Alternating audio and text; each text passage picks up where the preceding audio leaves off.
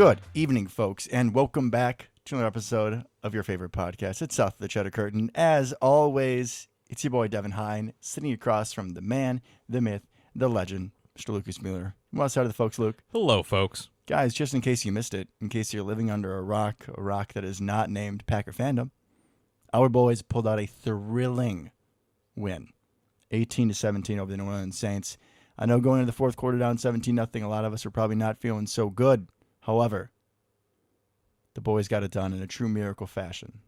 It was a very interesting game, and obviously we'll break down everything as we always do. But this one of the highlights for me is we got to watch this one together, bud. Doesn't happen very often. We did. Hey, second time I've watched a game at Luke's house with him and his family, and both times, man, coming in a little underhanded, a little underwhelmed. The other time was against Arizona, a very famous game because that was the birth of Razul. It was. Or maybe the rebirth. The rebirth. Yeah. The day he became a phoenix. So beautifully said. Just like a phoenix, just reborn from the ashes in front of us in the place that did not want him. Correct. And we didn't really have any Saints players on our team that they didn't want, but No. we had some familiar faces on the other sideline. We did. Definitely came into play a little bit later. We'll get into that. But let's start, as always, with I think and I know. And I know that on paper, you can make an argument if this team is better or not than what we were last year.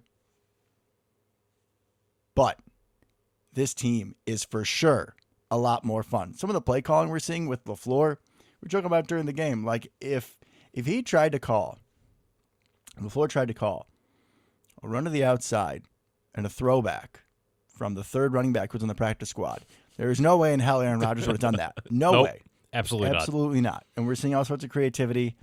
It's amazing to see. It truly is LaFleur's offense right now, like a box of chocolates. You just don't know what you're going to get. And I'm loving opening up each piece.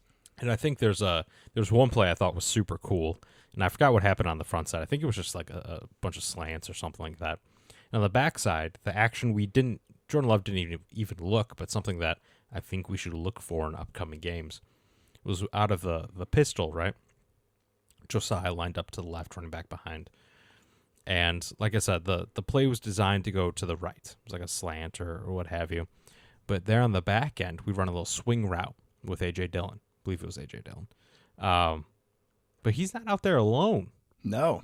Josiah's out there lead blocking a swing pass. Of course he was. Like, that's such a cool little wrinkle to put on the backside as kind of an afterthought. You know that's going to come back up at some point in time. But I think that just kind of goes to show, like you were saying, a lot of the creativity we're seeing this year. Like, I don't remember us ever doing that before, but I love that that's an option, and I love that that's a play we're definitely going to come back to at some point and run off of that. Super interesting little wrinkle that turns a check down, right, as your second or third option into a very viable, dangerous play. Because even on this play, there was only one defender out there, and we had Josiah and A.J. Dillon. Like, Josiah makes a block, we got something going, especially you put Aaron Jones back there instead of A.J. Dillon. Big time. Now we're running a running back screen is just kind of like a backup plan. Love it. Love the creativity we're seeing.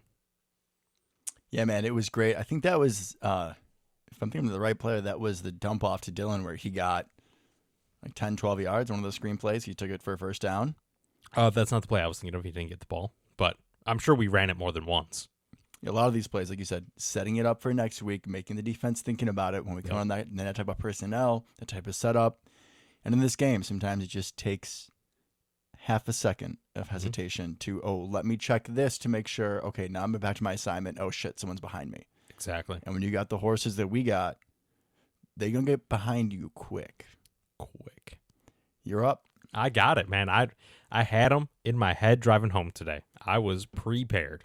This is just as weird as last week when I was the voice of reason because Luke had his I think I knows, and I know I didn't have anything coming into today. I'm ready to go. So, I know that this team is young, right? Very young. Well done. That's newsflash. But come on, man. We got to clean up some of these penalties. Yeah, how many did we have on offense in the first half? Like It felt 10? like a million. Yeah, it was like, I think it was 8 or 9. And a lot of them are stupid stuff. Like, you're going to have the occasional holding call. fine, whatever.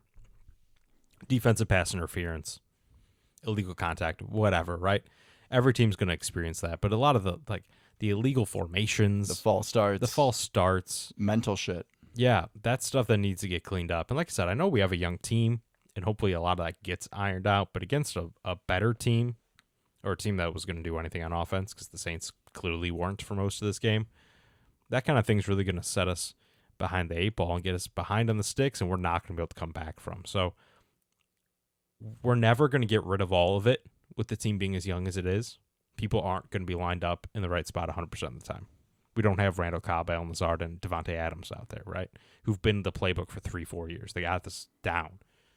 There's going to be some things that just aren't going to go according to plan, but it can't be that bad. Yeah, we can't be shooting ourselves in the foot with this team that is that young. When our quarterback is going to just miss some throws and people are going to miss assignments, you can't be giving them easy layups. We simply don't have that margin for error this season. Correct. And you would hope that as the season goes on, because a lot of these are by young players, that this naturally just kind of gets ironed out as they get more comfortable, they get more reps under their belt. Oh, for sure. I know. Oh, you're doubling down. I always do. I know. I feel like I'm very solid in my belief, you know. You have strong convictions. I do. Right or wrong. I do. Often wrong, but... As we'll talk about. Oh, heavens. Well, that's a little teaser for me eating some crow later in the show. I know that we were down 17-0, and like you were just talking about, we had so many miscues on offense, a lot of self-inflicted wounds. But for most of this game, I remember just sitting and thinking, and I hope I was saying it out loud, this team isn't better than us. We're beating ourselves. Yeah, it felt like we were playing ourselves 100%. And even down 17 in his first career start in Lambeau, I had faith. In that moment, I didn't know if we were going to come back and win this game, but I knew that Jordan Love was not going to let us go down like this. And that's a type of faith as we've talked about and as you've held on to for so long, right? Last year when I was calling for Aaron's job, you were like, I can't do that, Devin. You know, I love this guy, and I always have faith that no matter what his 12's in the field, he's going to find a way for us to win. It's week 4 now. Mm-hmm. When Jordan Love is on the field, he is going to give us a chance to win. I know that he has done that for me already, that as long as 10 is still back there slinging, he is going to fight, scratch, and claw, and do everything he can for this team. And not only will this team go into battle for him, I will go into battle for Jordan Love. So anytime, bro, I got you. Man, you're coming in. I love the confidence he's given you already.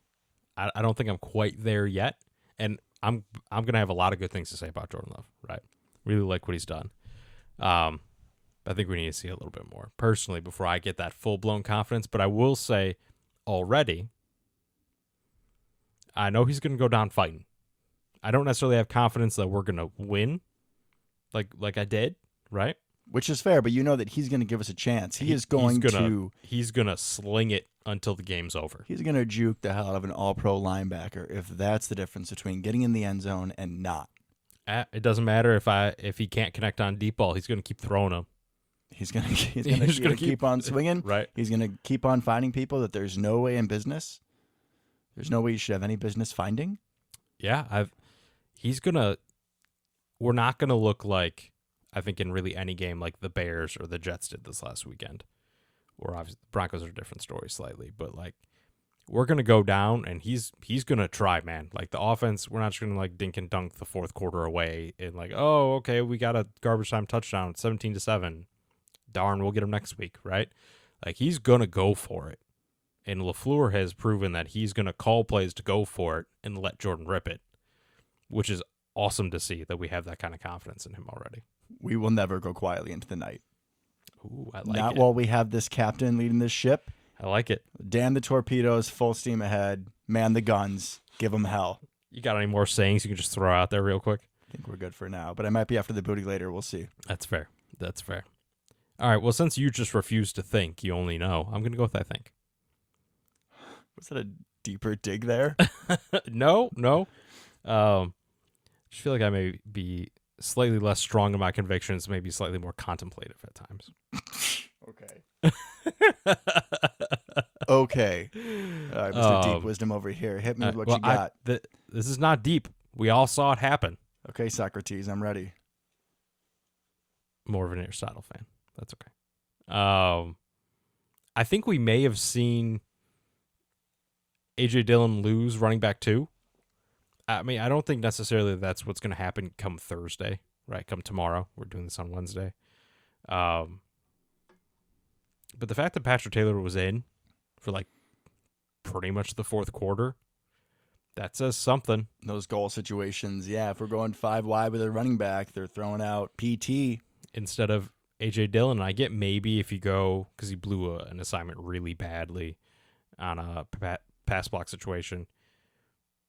And I get, so if you're going 2 minute, maybe Patrick Taylor's the answer. But we didn't put AJ Dillon back in at the goal line, right?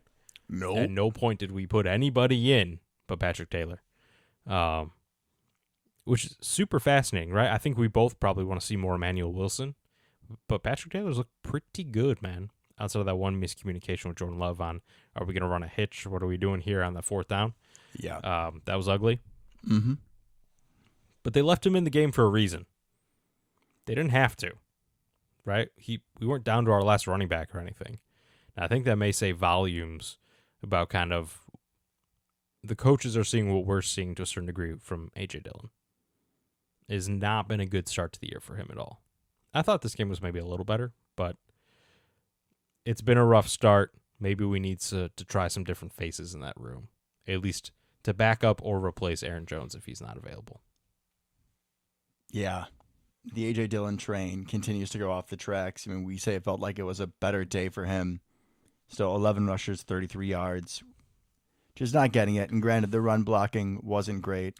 Especially with our backup left side in there and for a couple snaps our right side at the end. But, yeah, just we can't run block as well as we should when we have a lot of those backups in. But AJ just can't make the most of it. I thought he showed more fight.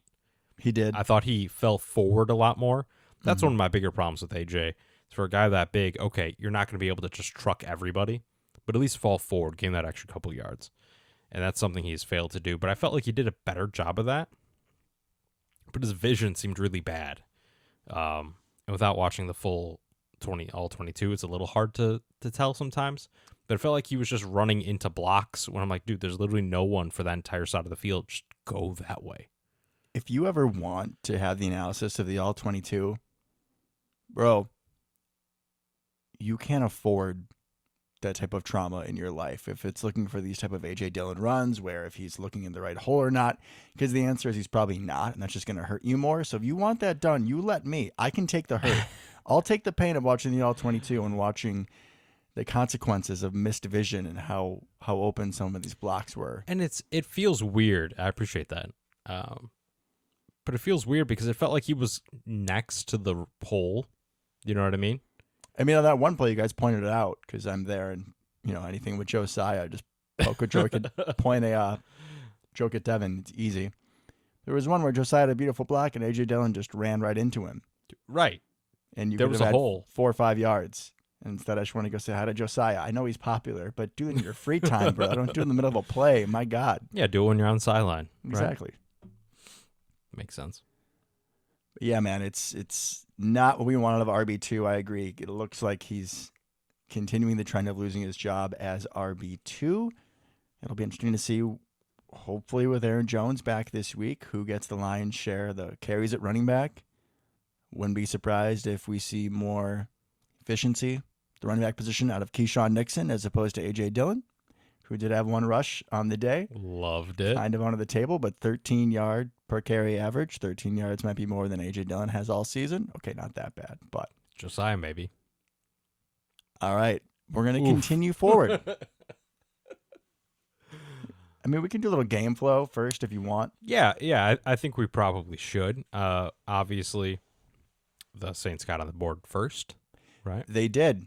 Throwing at Jimmy Graham. And then Jimmy Graham, somebody let him do the Lambeau leap. How dare they? Yeah, dude, one of the guys in the stands was like cheering for him and hitting him on the back, and this dude had a Packer shirt on. And I said during the show, I was like, the game. It was like, Steve Bartman. Like What are we doing? you don't deserve to wear the green and gold. I'm not saying dump a beer on his head. I'm not saying throw anything at him. Like, you don't have to be a dick. No. But you do not pat Jimmy Graham on the back when he catches his first touchdown.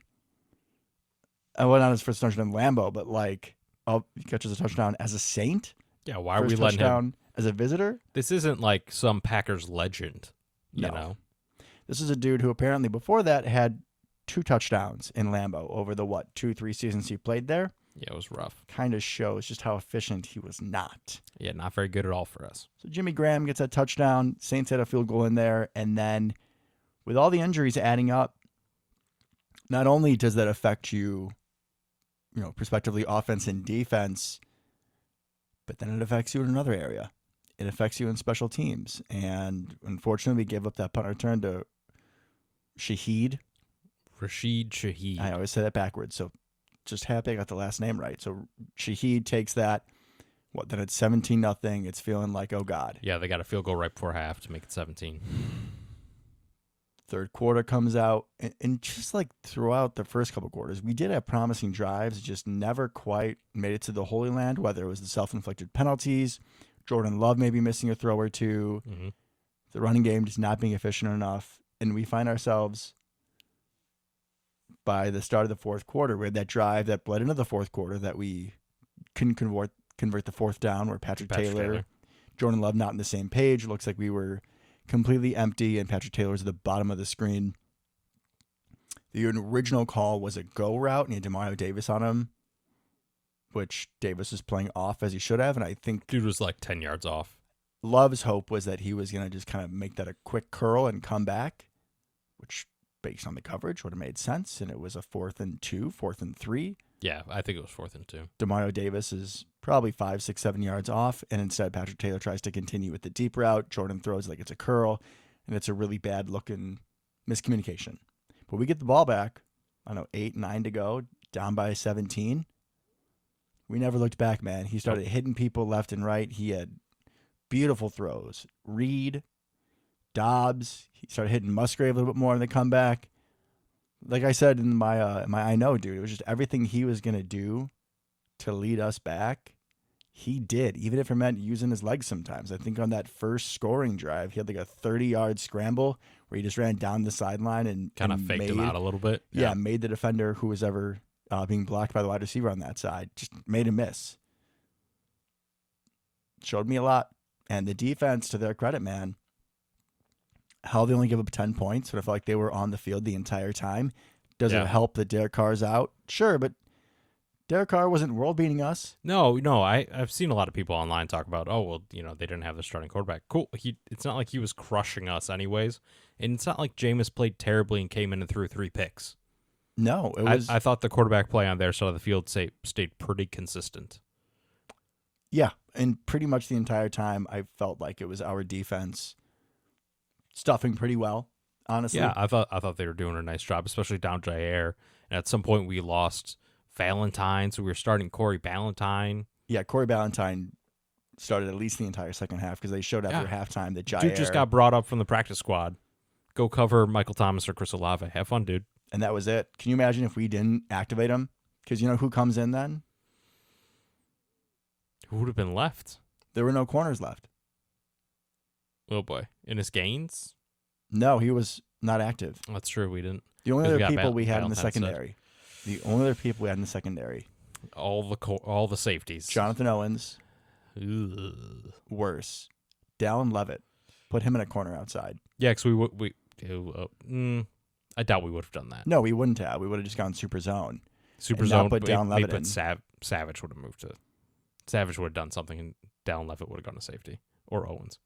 Yeah, maybe you move Savage to slot corner and then Nixon to outside. I don't know, but it wasn't pretty. And despite that fact, we were still able to hold them. I mean, we did get burned with a Ballantyne coverage on the last drive of the game, which set them up in field goal position. But it's going to happen. What are you going to do? He's cornerback like 4 or 5, whatever, 6. Yeah, he's not. It's going to happen. Not as far back as Gunter was for that infamous game against the Falcons. I still feel so bad for that dude. Wasn't his fault. And Ballantyne, I thought overall did a pretty good job. Yeah, I believe he had a pass breakup. I mean, that's all you can ask for. Totally, especially in that spot. So it was just interesting that you could have put a whole game together between the last half or the last quarter of the Falcons game, the first 3 quarters of the Saints game, and we had like 40-something plays on offense, 60-something yards. Yeah, the breakdown for because it works out pretty well here. We scored, what was it? Through the first 2 games, we scored like 30 points, 30-0, and then between the second and the beginning of the third game, we got outscored 30-0 up until the fourth quarter, and then we obviously 18. So we have a plus 18-point differential. It's crazy how that works out. But yeah, we went through this super long stretch across 2 games essentially, right, where we just did nothing. 4 full quarters. Yeah. And then we just take it all back in a quarter. What a stark difference from last week. Yeah, I mean, it's crazy that it was polar opposite, right? Yeah. We did exactly what the Falcons did, just with a bigger hole. I mean, obviously it looks very different how we did it, but the fact that we could mentally, a team this young could come back from a game like that, I don't think it would have been shocking if they came out and laid an egg. They kind of did. First right? 3 quarters, at least on offense, definitely on offense. did. Defense did great. Great day for the D. Totally. But to be able to come back from that, just the mental fortitude that they had to show and the resiliency that they showed. Phenomenal. We're going to see more of, I think, both of these kind of games this year because we're going to make stupid mistakes, right? We're going to have bad plays. We're going to be inconsistent. But I think it was super important that we showed that we can do the second half of that, where we can be the ones coming back. Yeah, Bakhtiari talked about it either early in the season or the preseason. Just like if you have this team that's all young, a bunch of guys that aren't experienced enough to know the team isn't maybe super talented, but they're just hungry, shit's dangerous. Mm-hmm. It's very dangerous. And you said a little bit, but shout out to the defense. The Saints are not a world beater of a running game, especially when they don't have Alvin Kamara. Or Jamal Williams. But this is still a team that we're going to try to run the ball. Yeah, and Kendra Miller, they're super high on him out of running back out of TCU. This was his first game, and people were super excited to see what he could do, and we stuffed him. 9 carries, 34 yards. Yeah, non-factor, but just the fact that we were down by that much that late, and that also just shows with how much our offense is struggling, how much our defense is on the field. And I always feel like in games like that, the defense can keep you in, but it's only a matter of time until they break. You keep on bending them, you keep on getting them tired, and the offense just can't seem to play complementary football and give them time off until the fourth quarter. Boys still balled out, especially super shorthanded. I mean, no Jair, then no Valentine. No Devondre. Devondre goes down. Then we're seeing Eric Wilson and McStuffy, and I thought those boys, all things considered, as they usually do, played pretty well. We've seen a lot more of them than either of us would like over the past 2 seasons, but each time they're not going out and getting pick sixes, but they are playing aggressive. They are running downhill. They're filling those gaps. It's all you can ask for. Yeah, just effort, do your job, right? And don't give up anything easy. You got it, Belichick. Just do your job. Speaking of doing their job, let's start on defense. Ooh, I like it. Sean Gary. Ooh. 3 sacks in 15 snaps? It was something stupid like ridiculous. that. Yeah. Absolutely ridiculous. At this point, just never have him play a full game, right? If he's going to be this lethal, I'm saying this as a joke mostly, but are you? If you could just put him out for 20 snaps a game and he gets like in crazy pressures the entire time because he's fresh, it's not a bad idea. I mean, that's kind of the whole idea behind what the Eagles have done the last year or two, right? Just constantly rotating in fresh athletes on edge. Hassan Reddick, right? That's kind of how he went crazy last year. I think we have the capabilities to do a similar thing with the depth we have. Because not only did Gary have a great game, I thought Van Ness played pretty decently.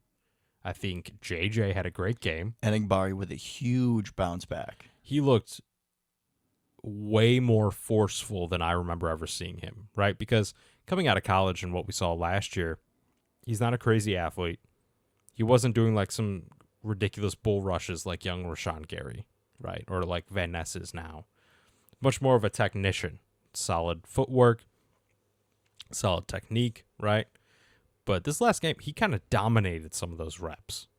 He looked really good. After not sealing the edge worth a damn last week, he was the king of it this week. You could see And the Falcons definitely targeted on some of their running concepts, and the Saints try to do the same. He was splitting gaps, he was throwing people back. Kingsley Nabari was going to have none of that. You want to target me? Okay, come my way and see what's going to happen. And he definitely, paid off the Packers for investing that draft pick in him. He has for a lot of his career, but this game was definitely one of his best. Without a doubt. I was very impressed with him. And it's kind of cool that every game so far, more or less, we've been able to be impressed with a different outside linebacker. I mean, Rashawn Gary all the way through. Yeah. But week to week, the fact that we have these other guys that can step up. And we still also have just steady Preston Smith out there, right? We have so many different options. They all bring a little something different to the table. And I think it's why we're getting so much pressure on the quarterback. That and Kenny Clark is a man this year. He did a couple phenomenal reps as well. And I like how we're moving him around. I don't know who it was in your household that was asking about Kenny Clark not being listed as nose tackle.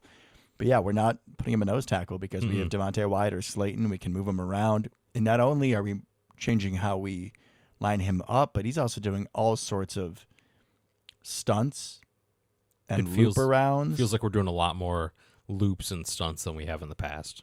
And they're being successful. I mean, on one of the Gary sacks, Gary spries him free, and if he doesn't leap on his back and take down the quarterback, Kenny Clark's right there at his legs.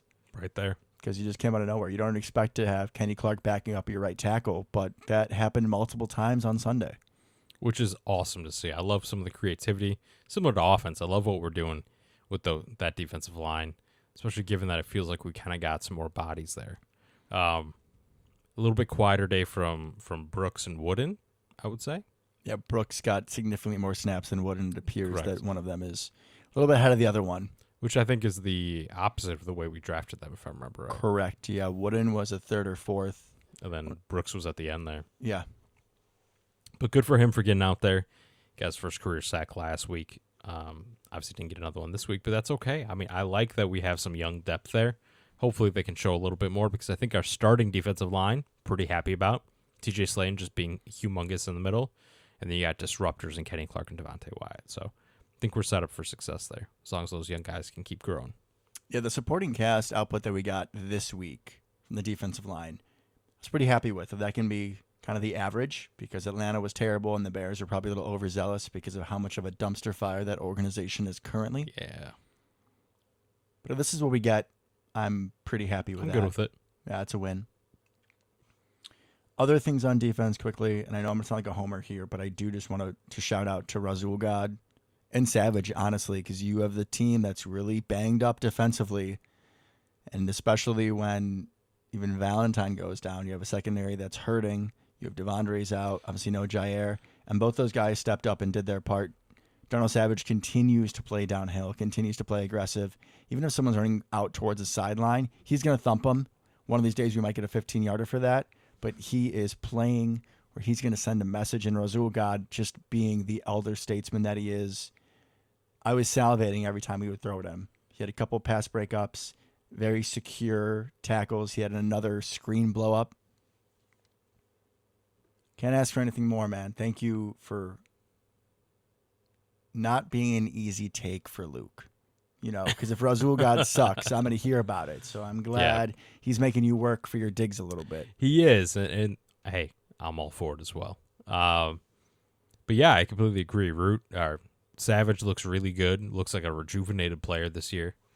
Grew out the hair, all of a sudden got stronger, faster. Told you it works aggressive. like that. Yes, sir. You did. It's crazy to think that Rasul and Savage are really the only two. This is going to sound a little odd, but kind of like experienced starters. Those are the veterans in that group, especially in that point. Ricky Ford never really played a ton on defense until last year in his career, right? Keyshawn Nixon was kind of just a special teams guy until end of last year, early this year. So it's pretty much just those two. And then we got Corey Ballantyne, right? Incredible, I think, the job they did in the secondary, especially given what we went up against. Yeah, Carr and Winston did not have great games, but we're still playing Olave, right? We're still playing Michael Thomas. They still have dudes. Rashid Shaheed, they have a lot of talent on that side of the ball. They also have whatever the hell they want to call Taysom Hill play to play. Whatever he's doing. right? Happy we shut him down pretty well. I was terrified, and I said this while we were watching the game. I am terrified of Taysom Hill every play because Duke literally does everything. You have no clue play to play what he's going to do. And he does it all pretty well. He does. You would think with someone like that, they'd just be everywhere. He's not. No, he's not. I mean, he can play running back probably pretty legitimately, right? He has started at quarterback for them and won games, right? They use him at tight end, kind of a fullback. He's at kind least of a wide competent receiver. in every position. It's and crazy. They used to use him as a kick returner. better than a lot of team starters, honestly. Absolutely wild. So every time he came in, I'm like, oh no. There's one play, if I remember right, they lined him up at running back next to either Winston or Carr, and I was just like, please don't do anything too creative. Please just don't hurt me. Plus, it hurts that Taysom Hill was our guy, that we had him in the preseason, that we picked him up as an undrafted free agent. Mike McCarthy never would have used him that creatively. No, he would have been wasted. Honestly, it's a blessing he didn't stay in Green Bay. But it makes me sad nonetheless. Just be happy it happened. Be happy for him now. That's true. I'm happy for the time we had. Very deep. I love that. As fleeting as it may have been. Switched offense? Yeah, let's do it. You Oh, would- also, linebackers we kind of touched on a little bit. Quay had another good game, I think. Yeah. That's pretty much the only one we didn't talk about. No fights. No fights. He handled it well without Devondre next to him. As we talked about last week, he is the guy now. It's the captain of the ship. He is linebacker numero uno. So good for him. Offense. Where do you want to start? Where do you want to start? Ooh. That's why I was leading. You lead the offense, Luke. Let's do offensive line. Not great. Again, I mean, it was just where it rains, it pours. And we lost Zach Tom for a bit in the second half, right? Yeah, he's questionable for this week. We'll get into that. But yeah, so we lost him a little bit at the end there. So now we're down to our two worst starters on the offensive line. I think at some point, JRJ went out. We saw Sean Ryan in. I haven't heard anything about JRJ and the injury news since. And then he was been back fine. in the game. But that was a little frightening. And realizing just what depth we have or what lack of depth we have. We felt really good about depth. I still do feel good about tackle depth, but it's definitely being tested. Don't feel great about guard depth. Don't feel great about that. And our center depth just got hurt with Zach Tom. So Yep. And Jenkins. So that's not awesome. But overall, I felt like they did fine. I feel like at this point, our offensive line is pretty decent pass blocking, even with the backups in, right? But run blocking, they Run can't blocking is move atrocious. anyone to save their Yeah. life, which is So- just going to make pass blocking worse because then you can send Correct. extra heat when it's 3rd and 15 and not be worried about you can give up the 8-10 yard slant. It's fine. And at this point, we need Aaron Jones back, right? Because Aaron Jones doesn't necessarily need a big hole, right? He can No. squirt through it. He can make something happen, figure it out. The rest of the running backs on the roster don't really have that ability. Very few running backs in the league truly have that ability. But A.J. Dillon needs a hole to run through, right? And this offensive line, as currently constructed with the injuries, does not create very many holes to run through. But I think we should be happy overall that Royce Newman was in, right? Walker was in. Nothing horrendous happened, right? Obviously, Walker's been playing pretty well, but it's not like Royce Newman by himself gave up 3 sacks like he did last year, right? The offensive line still looked overall competent. And at this point, if you're missing 2 to 3 starters on your offensive line, I feel like competent is probably about as good as it's going to get. For play to play, the competency was nice. I will give you that. But some of those pre-snap penalties that were shooting us in the foot were guys in the offensive line. I think they were the main contributors of most of our penalties. You want to see better. But yeah, it was nice that it wasn't just every single play, oh my God, Royce Newman giving up another 10-yard sack. Better than we expected. That's all I'm saying. That's all I'm saying. Obviously, not exactly 100% what you want to see, but it wasn't a dumpster fire and didn't stop us from that many opportunities. Should probably go next because I see that you have a calculator out. So, Luke, why don't you give me the update on Josiah's stat line getting to 300 yards? We're going to do this every week, guys, and get excited because the numbers are just getting even more delicious. So, I like comebacks. as of last week, he had 5 receiving yards. Right. So he was on pace for whatever I said last week, 42, 48 yards. Okay. This week he had 0 catches for 0 yards. But he had some wonderful blocks, and that should count for something. No, not for a receiving bet. It does not.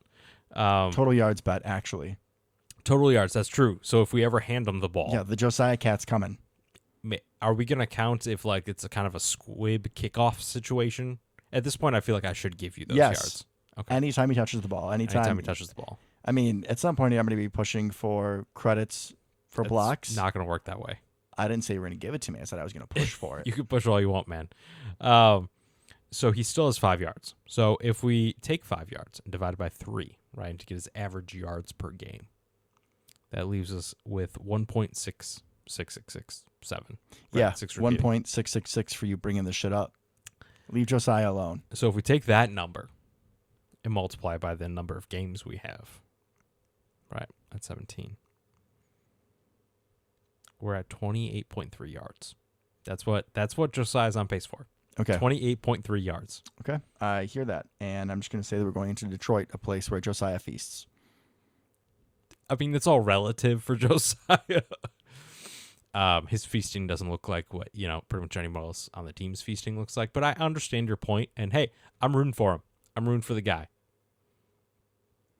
But so far, we are not doing great. Not doing great for you. Whole lot of ball game left, as Aaron Nagler would say. Whole lot of ball game left. That's technically true, but not looking great. Not looking great. Anyways, receiver room.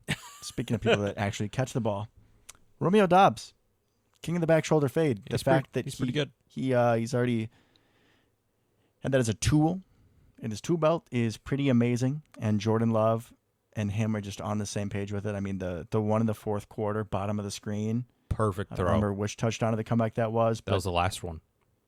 He saved the best for last. Absolutely pinpoint. Now, granted, it was against Isaac Yiadom, supposedly, whoever this Yiadom guy is.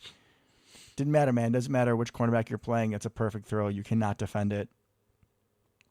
I don't remember seeing Aaron hit back shoulder fades his fourth game as the starting quarterback of the Packers.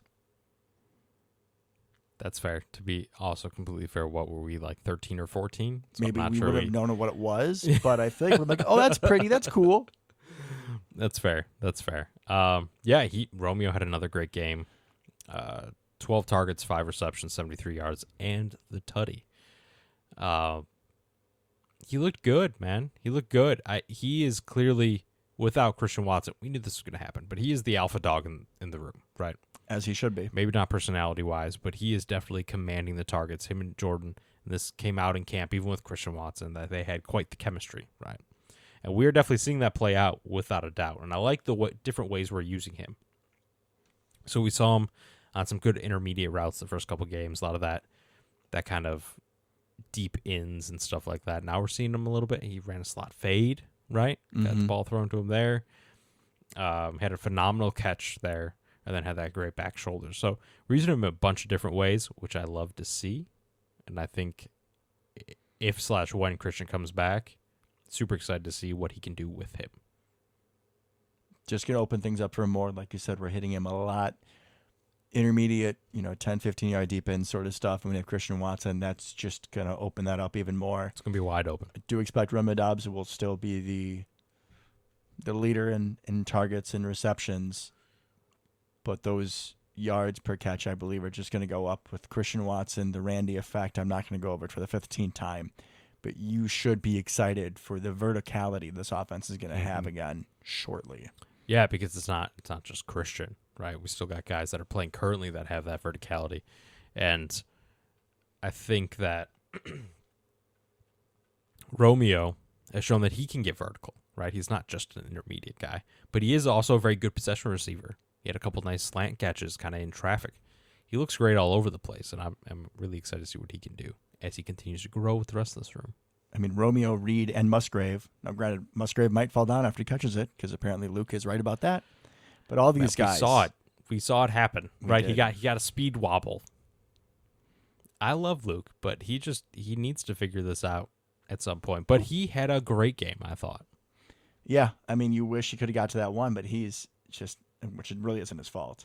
But he continues to be everything that we thought he would be. And the fact that he is open, at least once a game and we're not hitting it is also a very good sign. And we're going to be hitting that at some point. Yeah, we're not going to miss it every single time all year. The fact that he's even open without that extra boof in coverage because That's what I'm everyone's saying. looking at Christian Watson. Yeah, man, it's Christian Watson outside taking the top off, and then you put Musgrave down the seam. That's going to be a problem. amen. Jane Reed. Jaden Reed. Said it before. Say it again. Jaden Reed continues to be a problem. He had that almost absolutely insane catch in the corner of the end zone. Alante Taylor, who is a nice young cornerback. He is not Darrell Revis or Richard Sherman. I want that to be clear because Jonathan I was Vilma going to say. of Fox broadcasting team made it seem like this is the greatest corner ever, and he is not, but he had a good game. He's good. He's He's a good good, dude. and he's aggressive, physical. Jaden Reed finished 3 receptions, 63 yards, couple of them on big conversions. Yeah, that diving one was incredible. He's just another dude where if you need a play, He could make it. He's going to make it, yeah. And he missed a lot of plays. I thought he had a couple go through his hands, too, that should have been. He had that touchdown that he dropped, but he kind of went. We did the same kind of motion we did with Devontae Adams against Jalen Ramsey in that big Rams matchup from a couple years ago, where we kind of motion him in, and then he quick does a little arrow route at the goal line, and he just kind of dropped it. Now, I felt that Jordan Love got the ball on him a smidge late. Oh, that was late. That It was was late. late. But even with the catch, Jaden Reed probably gets in. So there's some things to clean up there, but he drops some balls. Things don't look quite right. He can't quite get to a couple, and then he makes that phenomenal diving catch, right? You're like, this guy's a dude. Yeah, we got to clean some stuff up, just like we'd have to do with all the young bucks, but this guy's going to be a dude going forward. Just go back to him, let him work. And he proves he can. How about my boy, Dontavian? He should have had a bigger game if Emmanuel Wilson could throw a football. That would have been a touchdown. That was a beautiful He was play that wide was set open. up. And also Jordan didn't lose his footing because you do have the terrible play by Emmanuel Wilson. And then Jordan, loses it in his hands for a second, picks it back up, Does the splits. and then does the splits, which a lot of people had difficulties with the field in this game, especially early on. I don't know if some cleats were switched. Looks like Demario Davis's wasn't for that 2-point conversion, but Got him. Jordan got him. He did. Jordan got him. I just put a little cherry on top. I got you, J Money. But yeah, Mr. Wicks, man. And you got to look at me every single time he does something. I know if I'm with you, you're going to look at me. And if we're not, I'm getting that text message about this slow guy. Continues to make plays, is a very adamant and enthusiastic run blocker. Just Gets you on the field. finds holes in the zone, finds open places, and just has a good sense of how to move to make himself a target to the quarterback. Speaking of that, there's been a lot of shit talk about Samari Toure. Hold on. I'm not done. Okay, I'm sorry not for done John with Wicks. Wicks. My bad. I'm not done with Wicks. When I was watching the quarterback school episode on Jordan Love, when JT O'Sullivan, former Packer, was breaking down some stuff from the game, there was a play that did not go to Wicks, which is fine. It was kind of a little slant in route situation. And my guy toasted the corner off the line. Like, corner was in press coverage, never even touched him. Like some, not quite, this is a little sacrilegious, some Devontae looking stuff off the line. High praise. Very. And that may be slightly hyperbolic. That may be a step too far. But I do feel like he's got some of that in him, clearly, as I've been talking this whole time about him, that I felt that that's kind of his physical comp. But he's got quite the release package off the line. And I think that that's something that obviously probably helped get him on the field. He's a stronger guy too. So if teams want to be more physical, I think he's going to be very successful. But that shows me that even though 4 catches, 45 yards, right? Not like a crazy day, but he's winning reps even when he's not getting the football. And that's all you can ask for, right? If the ball's not coming your way, you still have to do your best and still try to get open. And that's exactly what he did. And that kind of release package is something that not everybody can learn, right? Lots of wide receivers go through their entire careers without ever being able to actually beat press coverage. The fact that he's showing he can do it, game 3, right, against a good defense that has some good corners, makes me super excited. It's nice, too, that even if we're going 4 receivers deep, that we don't have just a body out there. Correct. There's no Geronimo. Miles Boykin. Yeah, some of these guys you just put out there because you need another receiver, but there's no way in how they can make a play for you. I mean, if it's a 4th and got to have it and we're throwing to Wicks, I'm not saying that was a waste or should have gone elsewhere. Like, I feel okay about it. he's a dude. He's a dude. Yeah. He can do things. I agree. All right, you were saying about Samari. Samari Toure, there's been a lot of people kind of giving him shit for Love throwing him into triple coverage a couple times now. Granted, not the best read, at least on the one against the Saints. He was open. Yeah, he was you open. Throw that ball to the back of the end zone. I think he could potentially make a play on it. Yeah, he had the step on the two guys and then Tyrann Mathieu coming over. Just how the ball was angled allowed Tyrann Mathieu to get back into that play. Yeah, if it was more vertical towards the goalpost. Keep it away from the safety coming from the other side. But on one of our 2-point conversions, and it got to have it, it just looks like a broken play from the beginning, and Jordan Love is scrambling around, sort of like he did in his play from last season against Buffalo. Samari Toure keeps his eyes in the backfield, keeps his eyes on the quarterback, scramble drills, and then finds an open spot, and Love hits him with what appeared almost like a no-look pass, or a split second at most.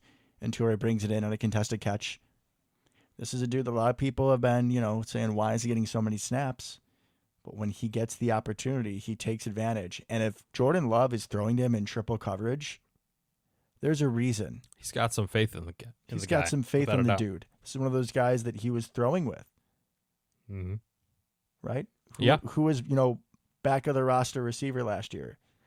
Samari Toure. Who would he be throwing with in practice squad? Samari Toure. So it's nice that we have another guy in this kind of plethora of riches at receiver room that we somehow have, because Watson and Dobbs and Reed, I think any Packer fan with their salt would say, are all dudes. Yep. And then you got Wicks and Toure, who can give you a play when you need it. And if we take out the asinine receiver room that we had with Driver and Jennings and Jones and Nelson, if we think of years before which was that, incredible. Years before that and years after that, I cannot tell you another receiving room that I feel that good about from 1 to 5. It's hard because I think we've had better receiving rooms, right? Probably top heavy. Top heavy for sure. But talent 1 through 5. Yeah, I think I'm with you. Not production 1 through 5. No, but talent? Talent 1 through 5 that I'm excited about what they can bring to the table. I think, yeah, I could see that. Now, we still have it's not a great receiving group right now. I don't think. That's fair. But I think they all have potential, right? And that's something kind of like we just talked about, where like wide receiver 4 or 5 before, it's like, this is literally just a body out there. Geronimo had some flashes, but at some point it's like, okay, this guy's not it. He's just a body. We'd have trips with like Geronimo, Jimmy Graham, and I can't even think of who the other one would have been, but it was just like, there's no chance. Like, right. None of these guys are going to be able to beat anybody. We just don't have that problem this year. No, they all have the talent to. They just got to put it all together. Speaking of put it all together, let's talk about Love, man. Let's do it. Give me a grade. Oh, boy. Yeah, I'm pulling the Luke card. For the entire game? I'm going to go... B+. Because I think a lot of our issues in the first 3 quarters, he was still doing the right thing. I feel like the process was correct for what he was doing.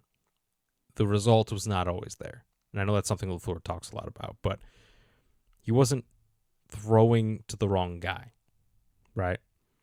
We have some accuracy and consistency. We have some inconsistent routes, it seems like at times.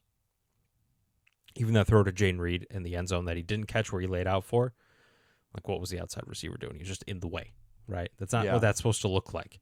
Poor concept there. Yeah. And I think the concept was good. I just don't think we did. Implementation, right. Spacing. Execution wasn't there.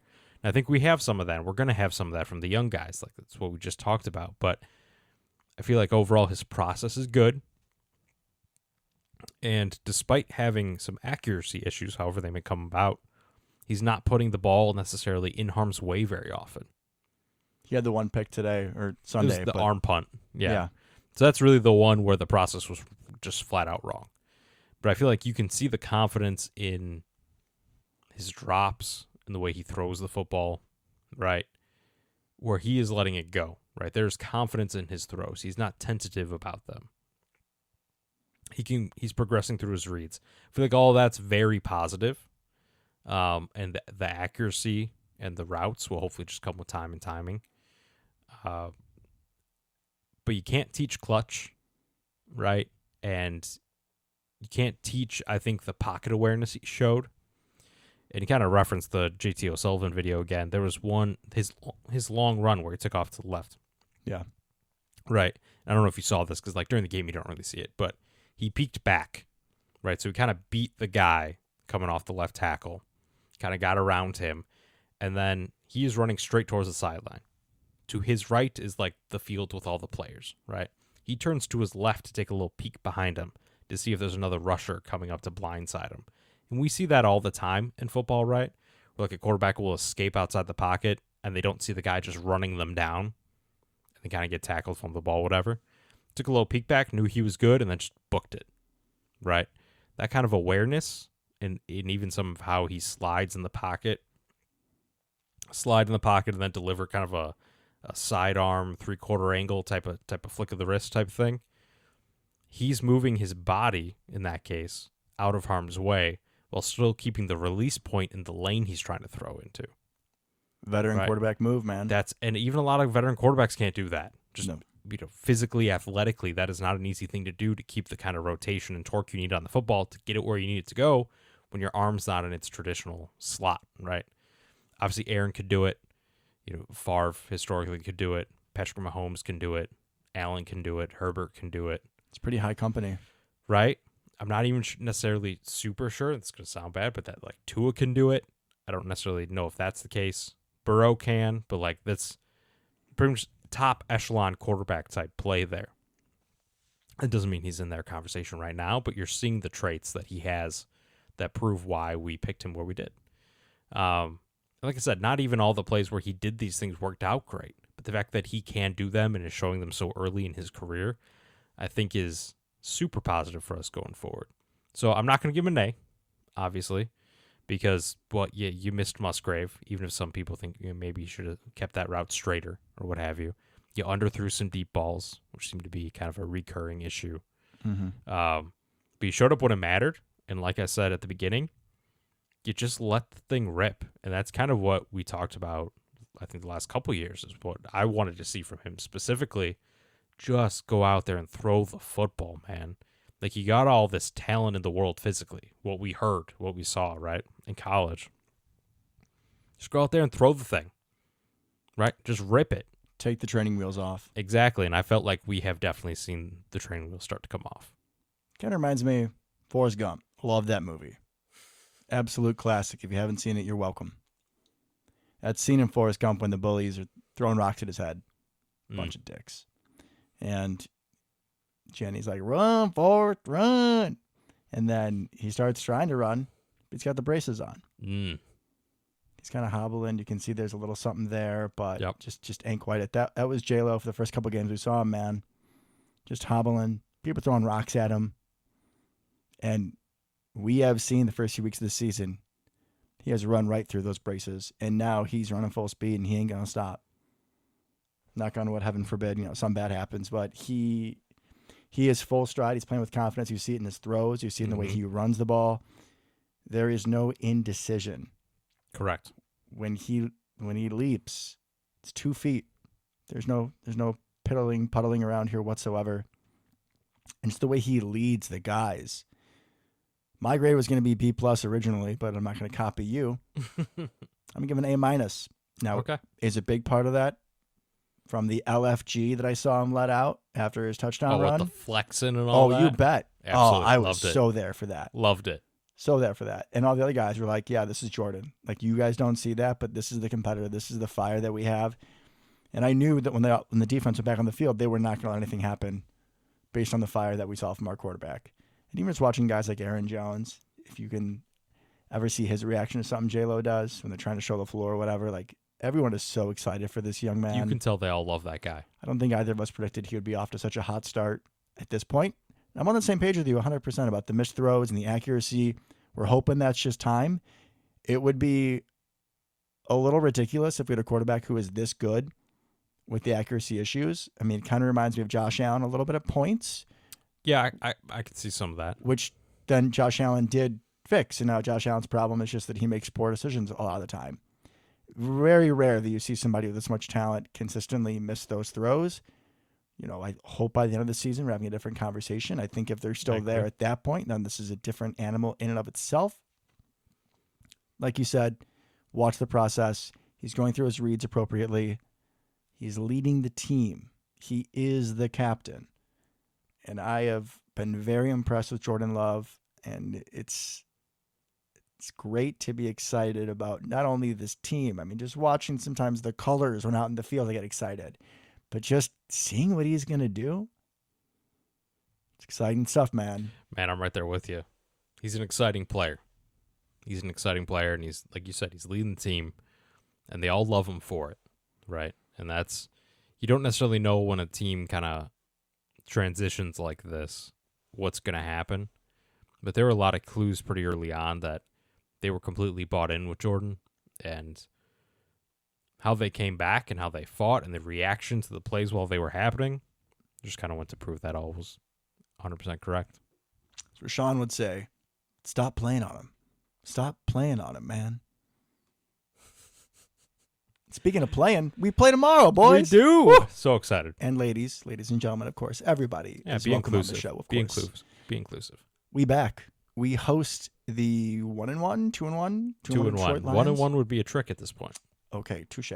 The Lions played a familiar foe, the Falcons. They hosted them in Detroit on Sunday and came out with a 20-6 win, kind of a back and forth game like ours was with the Falcons. However, the Lions could actually run the ball with their top pick, Jahmyr Gibbs. Had a lot of good contributions from other rookies, such as Mr. Tight End U, Sam Laporta, had a nice touchdown catch. Yeah, he's doing really well. Brian Branch, their corner safety hybrid, got another turnover, a couple good tackles. Lit up Bijan. Jack Campbell, tackle for loss and a sack, I believe. So they're getting good productivity. Aiden Hutchinson. Hutchinson continues to be a problem. Good productivity. A lot of their rookies. It's going to be another tough game. I mean, they're fast and they're physical on defense. Like Dan Campbell said in his introductory press conference, they're going to bite kneecaps, which a lot of us roll our eyes at. But they're biting kneecaps. They're doing it. We loved how much heart the Packers showed, and this team is going to show just as much heart. And they have for years now. Going back to especially Campbell's year last year, when they broke our hearts in that pseudo playoff game, man. You have a team that buys into their coach, buys into their scheme. Jared Goff is someone who people make jokes at, but he will find the open receiver. He'll hit him. He even scored on a little read option, so good for you, Mr. Goff. Hilarious. It's going to be another tough game. But first things first, when we're going to do our little preview, I want to go to you, Luke, with the injuries, because that's what's most important here. It is. I completely feel it is, because it changes a lot of what we can do, right? So do you want to start with the good news or the bad news? Bad news. Bad news. Okay, we already have 4 people ruled out for this game.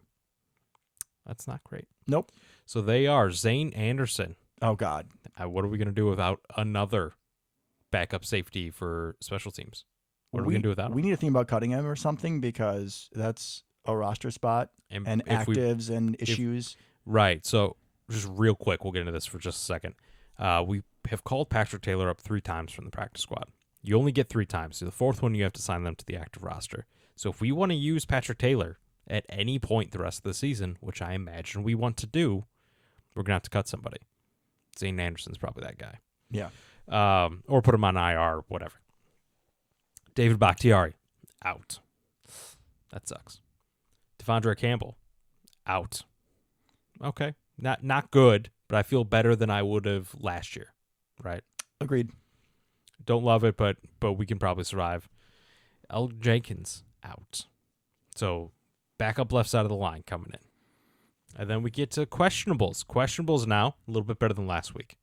Jair, questionable. Limited participant, Tuesday and Wednesday. That's an improvement. Then we have Aaron Jones, who's been limited all week.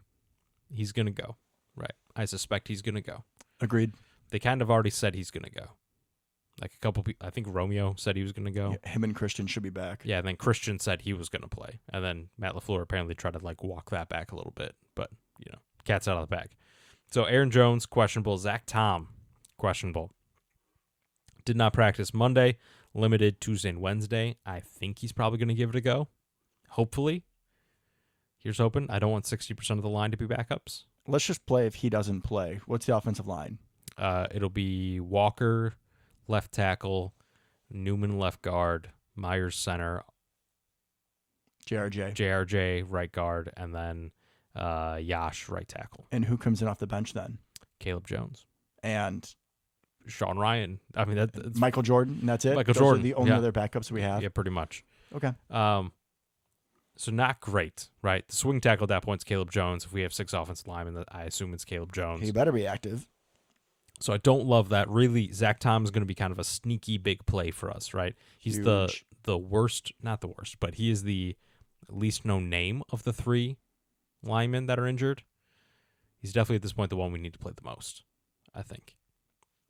Yeah, I mean, we could get by with that offensive line last week. And it's going to be a tough test, even if we do have Zach Tom, but without him, the cupboard's looking really thin. This is a very young and hungry Lions pass like rush. I said, Aiden Hutchinson, don't want him necessarily to go up against tackle number 4. Even the Arquaras, Even and though it's Bugs, and a lot of those guys, they were doing some exotic blitzes with their linebackers, with Anzalone and Campbell. Like I said, Campbell got a sack. And I think that's a really good point because the more backups you put in, the less likely you are to pick up a lot of those blitzes and stunts and stuff like that because these people don't have experience playing next to each other as much, right? Where that starting O-line has built that chemistry like we've talked about before. They know when to pass things off. That could be definitely something to look forward to. And then Carrington Valentine and Christian Watson are both questionable, limited Wednesday and Thursday, or Tuesday and Wednesday. So they'll both probably go. I hope, right? Because hope if so, too. Jair and Valentine don't go, we got problems. We need at least one of them. I really don't want starting Corey Ballantyne out there. He No, did have a good job. Not ideal. But also, we're back at the who comes in then. Right.